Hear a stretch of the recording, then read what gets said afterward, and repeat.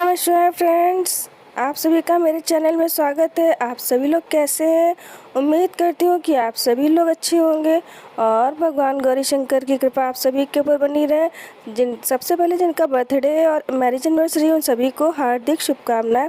और आज हम बात करते हैं अपरा एकादशी के बारे में।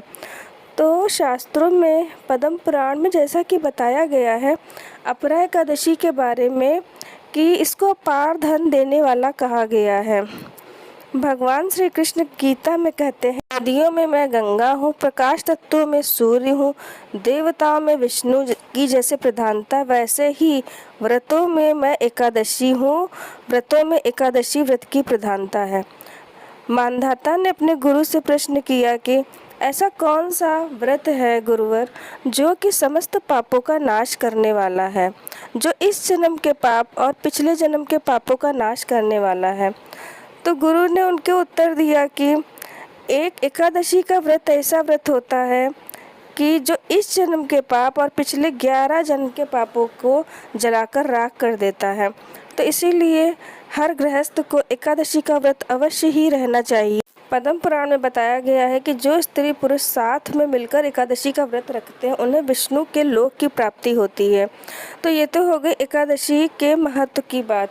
और अब कैसे पूजा करनी है उसकी बात कर लेते हैं। तो ब्रह्म मुहूर्त में उठकर अच्छे से अपने मंदिर की सफाई करके और पूजा करने से पहले संकल्प अवश्य ही लेना है। ये मैं अपने हर वीडियो में बताती हूँ। संकल्प लेकर पंचोपचार विधि से भगवान विष्णु या जो भी विग्रह आपके मंदिर में स्थापित हो उनकी पूजा करनी है। भगवान जी को गंगा जल से स्नान करवाइए, कलश की स्थापना करिए और उनको पीले पुष्प से, पीले वस्त्र से फल उनको अर्पित कीजिए, सफ़ेद तिल अर्पित कीजिए, पंचामृत से अभिषेक करना है। और ज़्यादा से ज़्यादा जब भी पूजा करें तो ओम नमो भगवते वासुदेवाय नमः या ओम क्लीम कृष्णाय नमः मंत्र बोलते हुए ही पूजा करें। और कथा तो अवश्य ही सुननी चाहिए। मैं लास्ट में कथा डाल दूँगी। तो कथा का तो विशेष महत्व होता है, कथा अवश्य सुननी चाहिए। हर किसी के पूजा करने का अपना तरीका होता है। भगवान वो सब स्वीकार करते हैं क्योंकि भगवान क्रियाग्राही नहीं है, भावग्राही है। भगवान सच्ची भावना श्रद्धा देखते हैं। तो मैं तो बहुत ही साधारण तरीके से जो भी मेरे पास जैसी व्यवस्था होती है मैं वैसी पूजा कर लेती हूँ क्योंकि हम गृहस्थ लोग हैं।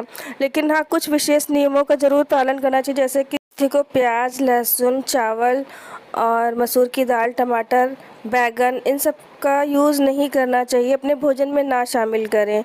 और एकादशी वाले दिन ज़्यादा से ज़्यादा भगवान के चरणों में अपना मन लगाएं। अगर जो इन छोटी छोटी बातों का ध्यान रखते हैं हम तो हमारा एकादशी का व्रत सार्थक होता है। और नमक तो बिल्कुल भी नहीं खाना चाहिए एकादशी के व्रत में। आप फल लेकर, जूस लेकर व्रत रह सकते हैं।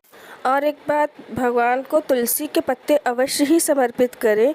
और सोमवार एकादशी वाले दिन तुलसी के पत्ते नहीं तोड़े जाएंगे, ना रविवार को तोड़े जाएंगे। तो आपको 2 दिन पहले ही शनिवार को तुलसी के पत्ते तोड़ कर रख लेने हैं। और एकादशी वाले दिन तो तुलसी में जल भी नहीं चढ़ाया जाता क्योंकि उस दिन तुलसी जी का व्रत होता है, वो एकादशी का निर्जला व्रत रहती हैं। तो इस चीज़ का विशेष ध्यान रखें कि तुलसी में जल ना चढ़ाएं एकादशी वाले दिन। रविवार सोमवार को पत्तियाँ न तोड़ें, शनिवार को ही तोड़ लें। और अब बात करते हैं कि एकादशी का प्रारंभ कब हो रहा है, किस दिन व्रत रखा जाएगा। एकादशी तिथि का प्रारंभ 15 मई दिन सोमवार को 2:46 पर सुबह में हो रही है और इसकी समाप्ति 16 मई को दिन मंगलवार को सुबह में 1:03 पर हो रही है। तो उदया तिथि के अकॉर्डिंग हम इसका व्रत 15 मई दिन सोमवार को ही रखेंगे। और अब बात करते हैं कि पारण का समय क्या रहेगा। 16 मई दिन मंगलवार को हरिवासर के समाप्त होने का समय 6:41 है। तो व्रत आप खोलेंगे 6:41 से लेकर सुबह 8:15 बजे तक आप व्रत खोल सकते हैं। और वैसे तो ब्राह्मण को भोज कराने के बाद ही व्रत का पारण करना चाहिए, लेकिन अगर जो ऐसी व्यवस्था नहीं हो पाती है तो आप सीधा निकाल कर भी अपना व्रत खोल सकते हैं। और सीधे में आप चने की दाल या उड़द की दाल, चावल, आटा, फल और दक्षिणा रखकर आप अलग रख दीजिए और अपना व्रत खोल सकते हैं, या फिर आप गाय को भोजन कराकर भी अपना व्रत खोल सकते हैं। और अब कथा की बात कर लेते हैं कि अपरा एकादशी की कथा क्या कहती है। युधिष्ठिर ने पूछा, जनार्दन, ज्येष्ठ के कृष्ण पक्ष में किस नाम की एकादशी होती है? मैं उसका महात्म्य सुनना चाहता हूँ, उसे बताने की कृपा कीजिए। भगवान श्री कृष्ण बोले, राजन, तुमने संपूर्ण लोगों के हित के लिए बहुत उत्तम बात पूछी है। राजेंद्र, इस एकादशी का नाम अपरा है।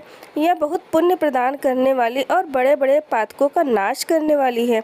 ब्रह्म हत्या से दबा हुआ, गोत्र की हत्या करने वाला, गर्भस्थ बालक को मारने वाला, पर निंदा तथा पर स्त्री लंपट पुरुष भी अपरा एकादशी के सेवन से निश्चय ही पाप रहित हो जाता है। जो झूठी गवाही देता, माप तोल में धोखा देता, बिना जाने ही नक्षत्रों की गणना करता और कूटनीति से आयुर्वेद का ज्ञाता बनकर वैद्य का काम करता है, ये सब नरक में निवास करने वाले प्राणी हैं। परंतु अपरा एकादशी के सेवन से ये भी पाप रहित हो जाते हैं।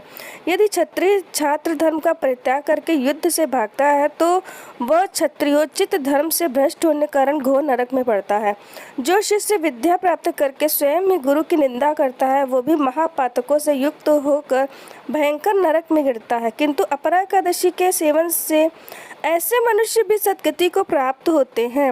माघ महीने में जब सूर्य मकर राशि पर स्थित हो, उस समय प्रयाग में स्नान करने वाले मनुष्यों को जो पुण्य होता है, काशी में शिवरात्रि का व्रत करने से जो पुण्य होता है, गया में पिंड दान करके पितरों को तृप्ति प्रदान करने वाला पुरुष जिस पुण्य का भागी होता है, बृहस्पति के सिंह राशि पर स्थित होने पर गोदावरी में स्नान करने वाला मानव जिस फल को प्राप्त करता है, बद्रिकाश्रम की यात्रा के समय भगवान केदार के दर्शन से तथा बदरी तीर्थ के सेवन से जो पुण्य फल उपलब्ध होता है, तथा सूर्य ग्रहण के समय कुरुक्षेत्र में दक्षिणा सहित यज्ञ करके हाथी घोड़ा सोना दान करने से जिस फल की प्राप्ति होती है, अपरा एकादशी के सेवन से मनुष्य वैसे ही फल प्राप्त करता है। अपरा को उपवास करके भगवान वामन की पूजा करने से मनुष्य सब पापों से मुक्त हो श्री विष्णु लोक में प्रतिष्ठित होता है।